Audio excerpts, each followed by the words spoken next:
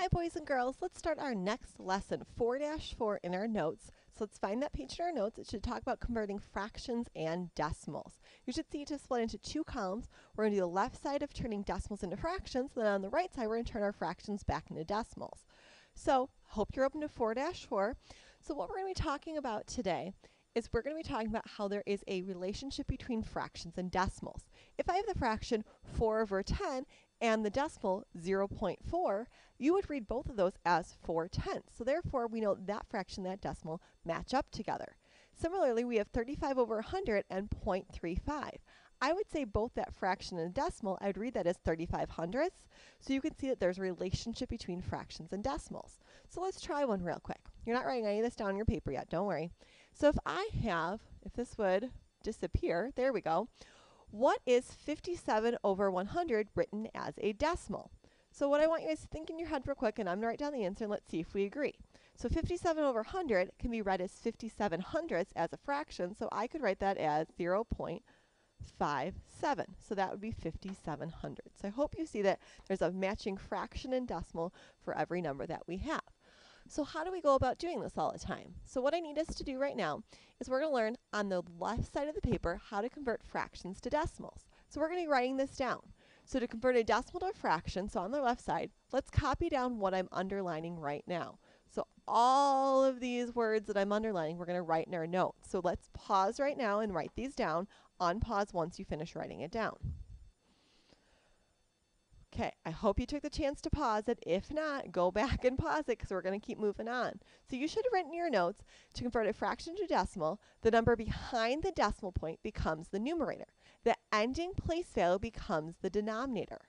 So if you didn't write that down, pause the video and write it down because I'm going to move on to the examples. So below that definition, let's write down 0.67.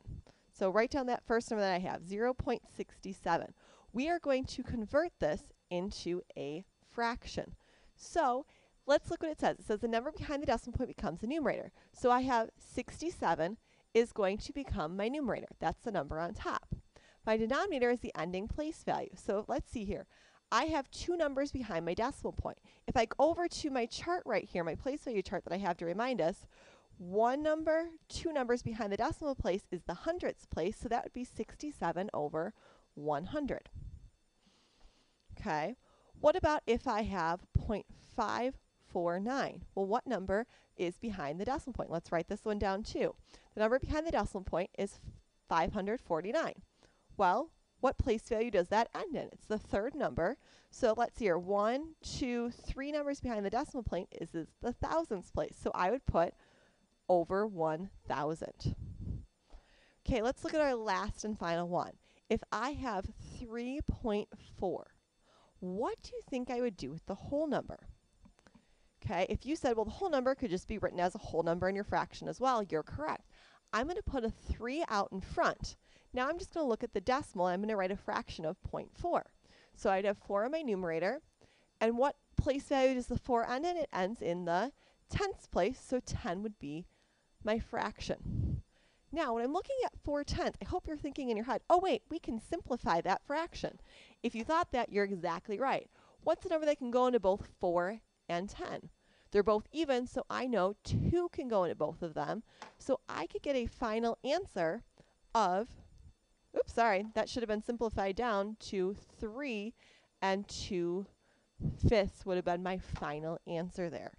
So again, that's how I change a decimal into a fraction. Now the other way is a little bit harder. So what I need us to do right now, on the right side of the column now, we're going to move on to the right side, we're going to write down this top sentence. So you're going to write down just what I underlined onto the right side of your paper. So to change a fraction from a fraction to a decimal, you divide the numerator by the denominator. So pause the video, jot down the rest of that sentence, you divide the numerator by the denominator, unpause it once you've written that down. Okay, again, I'm hoping you wrote that sentence down if you're still with me in the video. So we can again think of the fraction bars as just a division symbol. We learned back in chapter 2, remember that this line here in the middle, remember how that actually means to divide? So this is actually telling me 3 divided by 8. Now we could do this with long division, and we could put the 3 inside the house and the 8 outside the house, and we can go through and do our long division. However, I'm going to allow you to use a calculator. So if I were to do 3 divided by 8 on my calculator here, it's going a little slow here, it's lagging on me. 3 divided by 8. Uh-oh, my calculator is not working. I don't know what's going on with it. So we could do that on a calculator if you had a calculator in front of you right now.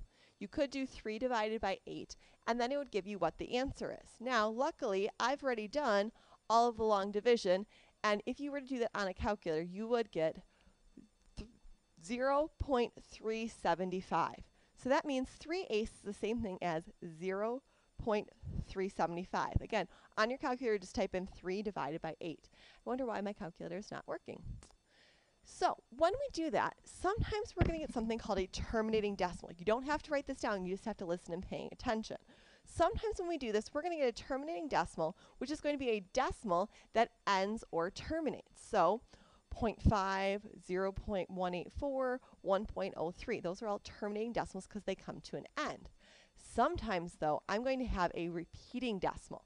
So that's going to be a decimal that ends with a repeating digit or block of digits. So that's going to be when you notice the same number keeps happening over and over and over again. So if I, for example, have 0.333333, and the 3's just keep going and going and going, what you're going to do is you're going to write 0.3 with a line over it to show that that 3 keeps going on and on and on and on. Sometimes there'll be 2 numbers that repeat, so you go write the line over both of those numbers. So what I want us to do for the ending part of our video today is we're going to do another example of converting fractions to decimals. So what I want you guys to do on your paper right now is let's write down the fraction 1/8. And what I want you guys to do is we're going to convert that fraction to a decimal. Now, what does this line in the middle again mean to do? I hope you guys remember that that line means to divide. So what we're going to do is we're going to do 1 divided by 8. Now you have to go in the order from the problem. It has to be 1 divided by 8 because that's the order that it's written down in the fraction. Let's see if this calculator works. I don't know why my calculators aren't working. I was trying to be all fancy with this and then it let me down. So on your calculator you could type in 1 divided by 8, and when you end up doing 1 divided by 8, tell you what, why don't you tomorrow in class come back and let me know what 1 divided by 8 is to show me the decimal equivalent. That's our video for today. Hope it made sense. We'll practice this